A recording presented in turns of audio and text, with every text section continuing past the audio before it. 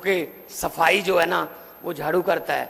पत्रकारों ने मुझसे पूछा कि आपने दिल्ली और पंजाब में ये मोदी जी की आंधी को कैसे रोका। मैंने कहा कौन सी आंधी?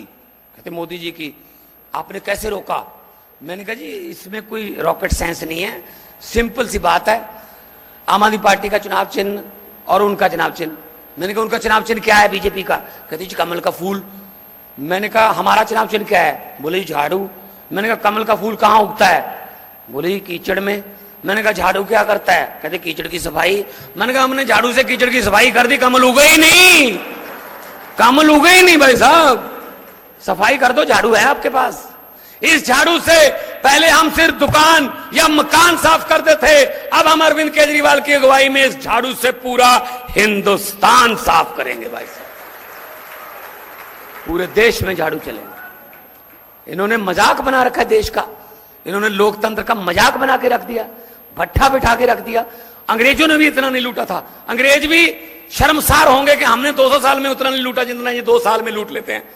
हम ही लूटते हैं, हमारे ही बंदे हम ही लूटते हैं।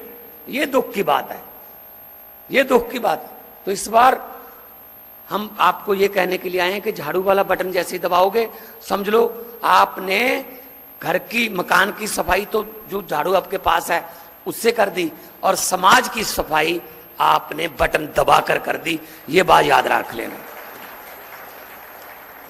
इनसे हम लोग क्या कर रहे हैं ना, हम अपने आप पे शक कर रहे हैं कि शायद वो लूट रहा है, वो लूटने वाले कोई और हैं, लूटने वाले कोई और हैं। एक गांव में भैंसों के मरने का सिलसिला शुरू हो गया। एक ही रात में 2 घरों में भैंस मर गई, 2। अगली रात फिर एक भैंस मर गई, उससे अगले दिन फिर एक भैंस मर गई। लोग दुखी। वहीं गांव में कोई डेरा था, साधु संत बैठे थे वहां, उनकी बहुत मान्यता थी, लोग मानते थे। उन्होंने जाके गांव वाले ने कहा जी बाबा जी कृपया कीजिए, रास्ता दिखाइए, ये क्या हो गया? गांव में भैंसों के मरने का सिलसिला शुरू हो गया, 4-5 भैंसें मर चुकी हैं 3 दिन में, बताइए क्या करें?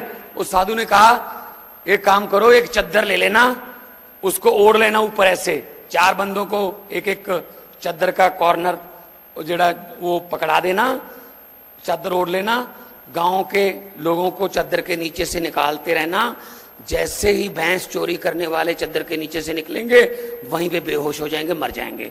गुरुद्वारा साहब के स्पीकर में अनाउंसमेंट कर दी कि भाई यहां से आइए और आपको चद्दर से नीचे से निकलना होगा। 4 बंदे चद्दर पकड़कर खड़े हो गए, नीचे से निकलते गए लोग।